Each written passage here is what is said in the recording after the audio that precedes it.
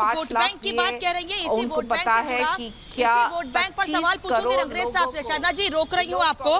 रंगरेज जी, क्या ये vote bank की राजनीति नहीं है कि जनता के बीच जाते हैं बीफ शॉप के सामने और कहते हैं काटते रहो?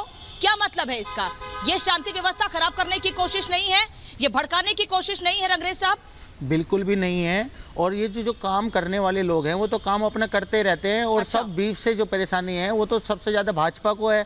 जब तक शमशान की बात ना कर ले, जब तक कब्रिस्तान की बात ना कर ले, जब तक हिंदू की बात ना कर ले, जब तक मुसलमान की बात ना कर ले, कब तक पाकिस्तान की बात ना कर ले, मुगलों की बात ना कर ले, जब तक इनकी राजनीति ही नहीं पूरी होती है।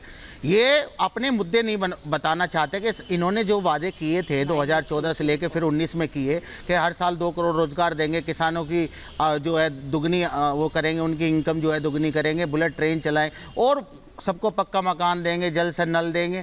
तो ये सारे वादे इन पर ये मुद्दों पर राजनीति नहीं करते। ये मुझे इस पर बताइए, फिर मैं लोगों से बात करूं। जरा सुनिए, आपको दिक्कत मुगलों की बातें करने से है या गौ माता की पूजा करते हैं, कहते हैं भारतीय जनता पार्टी के लोग कि हम गौ माता की पूजा करते हैं, उनकी हत्या या बीफ नहीं खाने देंगे किसी को, उनकी हत्या बर्दाश्त नहीं की जाएगी? आपको इससे दिक्कत है? नहीं, दिक्कत किस बात से? मैं क्या कह रहा हूँ, बीफ पूरे देश में बैन है और जहाँ पर बैन नहीं है वहाँ पर बीजेपी की सरकार है। खुलेआम बीजेपी का नेता कहते हैं कि हम तो बीफ खाते भी हैं और खिलाते भी हैं, उन पर तो कोई कार्रवाई नहीं होती। हैदराबाद में बीफ नहीं कटता, अगर बीफ कटता है तो आप जो है उस दुकान को सील कर दीजिए, उन लोगों को जेल में भेजिए।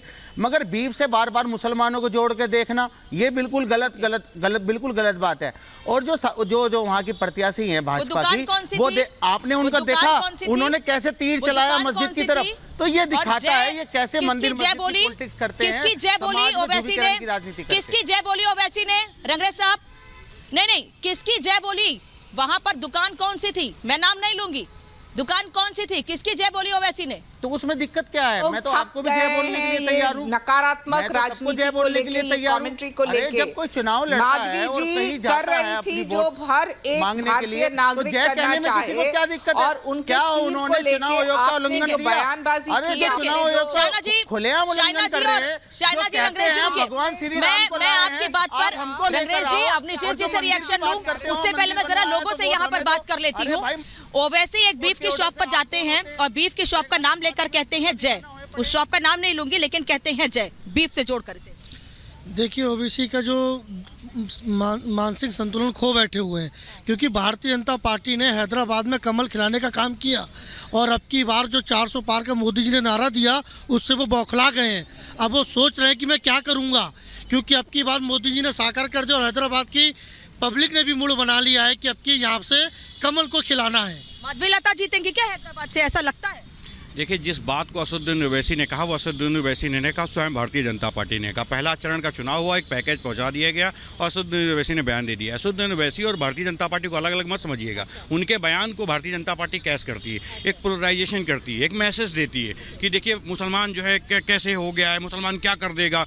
जो भारतीय जनता पार्टी चाहती है वही असदुद्दीन ओवैसी बोलते हैं, अलग थोड़ी है। मतलब ओवैसी की पार्टी, ये जो आरोप लगा रहे हैं, कह रहे हैं ओवैसी बी पार्टी है भारतीय जनता पार्टी। जी मैम, भारतीय जनता पार्टी का बी पार्टी का कार्य जो ओवैसी जी हैं वो यही कार्य करते हैं। वो हमेशा से भारतीय जनता पार्टी के पक्ष में ही बात करने का प्रयास करते हैं। उन्हीं के कारण वोट पोलराइज होता है और हिंदू और मुस्लिम के बीच में विवाद फैलता है।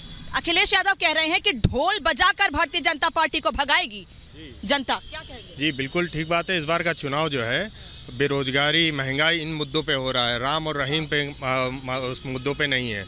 तो इस बार जो है 400 पार का नारा जो है बहुत दूर है, 200-150 पे ही आपके पीछे वो कह रहे हैं विकास होगा।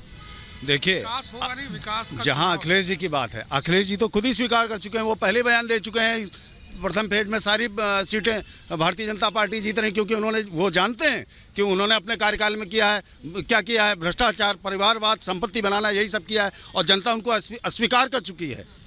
पूरे देश की जनता जानती है इन 10 सालों में देश को मजबूत करने की दिशा में मोदी जी ने क्या काम किया, भारतीय जनता पार्टी की सरकार ने। मुझे लगता है ओवैसी उकसा रहे हैं लोगों को। बात तो वैसी, लेकिन मैं इनकी बात का जवाब देना चाहूँगा। जो बताया इन्होंने परिवार तो सबसे ज़्यादा भाजपा ही कर रही है, क्योंकि जैसे कि अमित शाह जी का बेटा जो जैसा है BCCI के मेंबर बन चुके हैं और कितने भी लोग हैं जो मतलब उन्हीं की पार्टी से। त्रिपाठी का बेटा इस समय इलाहाबाद से सांसद का प्रत्याशी है। राजनाथ सिंह परिवारवाद, यहाँ परिवारवाद की बात भी हो रही है। अवनिजेश जी, मैं जो लोग कह रहे हैं इस पर भी जवाब लूंगी आपसे, और आप स्टूडियो में ही हैं, आपने रंगरेज साहब की बात को बड़े ध्यान से सुना होगा। अनामिका जी, पहली बात तो यहाँ जो आपके साथ लोग लखनऊ में खड़े हैं उनको ये बता दीजिए कि जो ओवैसी की पार्टी को बीजेपी की बी पार्टी कह रहे हैं, वहाँ पर कांग्रेस ने अपना कैंडिडेट खड़ा नहीं किया और ओवैसी को समर्थन देने की घोषणा की है 2000। हाँ बिल्कुल, वहाँ के जनरल सेक्रेटरी ने, जनरल सेक्रेटरी का नाम नहीं मालूम, आप कहेंगे तो मैं उसका भी बता दूंगा आपको। बाकायदा ओपनली उसको कांग्रेस ने सपोर्ट करने की, समर्थन देने की घोषणा की है। पहली बात, 2000 खुद ओवैसी साहब कह रहे हैं कि 2011-12 तक तो मैं यूपीए सरकार में था, एक वोट से बचाना था जब मनमोहन सिंह की सरकार को, तब ओवैसी ने उनके साथ वोट दिया था, तो इसमें कोई दो राय नहीं है। लेकिन इस तूतू में मैं पढ़ना नहीं चाहता। बात बड़ी साफ सी है कि देश की जनता ने जिस प्रकार से पिछले 10 सालों में जो स्वप्न देखे थे, उन स्वप्नों को पूरा होते हुए देखने की जो उनको हकीकत नज़र आती है, उस हकीकत के कारण आज न सिर्फ भाजपा बल्कि देश की जनता चुनाव लड़ रही है। देश की जनता चाहती है कि यही सरकार, नरेंद्र मोदी जो हैं, फिर से इस देश के प्रधानमंत्री बन करके इस देश का नेतृत्व करें। इस देश का नेतृत्व करते हुए वो विश्व में अपनी उस प्रतिष्ठा को पुनः प्राप्त करें जो कभी विश्व में हुआ करती थी चाणक्य जैसे के समय में।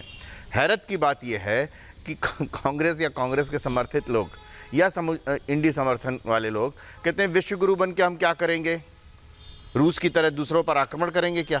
मतलब जिनकी सोच इतनी नकारात्मक है, इतनी, रघुराम राजन, ठीक है ना, उनका कि विश्व गुरु बनने की क्या जरूरत है भारत को, विश्व गुरु बन के हम क्या करेंगे, रशिया की तरह दूसरे पर आक्रमण करेंगे क्या।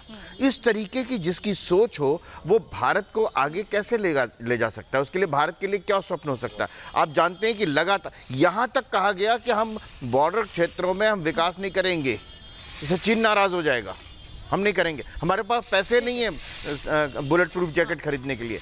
अब पिछले 10 वर्षों में लगातार हर तरफ, हर क्षेत्र में जिस तरीके से, और देश की जनता ने देखा, इसलिए मुझे बहुत ज़्यादा कहने की ज़रूरत नहीं, मैं वो उन लोगों की तरह वो गिनाऊंगा कि ये मिला, जिनको मिला है वो अपने आप आपके माइक पर आकर के कहते हैं, इसलिए, और जनता देख रही है लगातार हर एक चैनल पर, एक चैनल की बात नहीं है। मैं तो यही कह रही हूँ अवनिजेश जी, मैं दुष्यंत जी से यही सवाल पूछूंगी। दुष्यंत जी, मैं उत्तर प्रदेश में हूँ, मैं अलग अलग जिलों में जा रही हूँ, लोगों से बात कर रही हूँ, मैं ये नहीं कहूंगी किसको समर्थन मिल रहा है, लेकिन हाँ, जो खुश है या जो नाराज है वो अपनी बात कहने के लिए खुद हमारे पास आता है और बताता है कि वो किन नीतियों से खुश है, किन कामों से खुश है। बताने की जरूरत नहीं है। ये देखिए, भारत को विश्व का सिरमौर बनाने के लिए, विश्व गुरु बनाने के लिए तो प्रयास नेहरू जी ने किया, गुटनिरपेक्ष आंदोलन खड़ा किया जिसमें दुनिया के आधे से ज़्यादा देश उसके सदस्य थे। आप बता दें, आपने गुटनिरपेक्ष आंदोलन क्या शब्द भी अगर अपने मुंह से बोला हो प्रधानमंत्री ने, मीटिंग करना, सम्मेलन करना, उसको आगे बढ़ाना तो दूर की बात है। रही बात रघुराम राजन जी की, आप बात कर रहे हैं, वो तो कांग्रेस के मेंबर नहीं है, वो उनकी निजी राय है, निजी हैसियत में बात करते हैं। और दूसरी बात मैं ये कहना चाहता हूँ, आज 10 बरस हो गया, अवस्थी जी हमारे साथ बैठे हैं, दुष्यंत जी, अवस्थी जी हमारे साथ निरंतर डिबेट करते हैं। नहीं,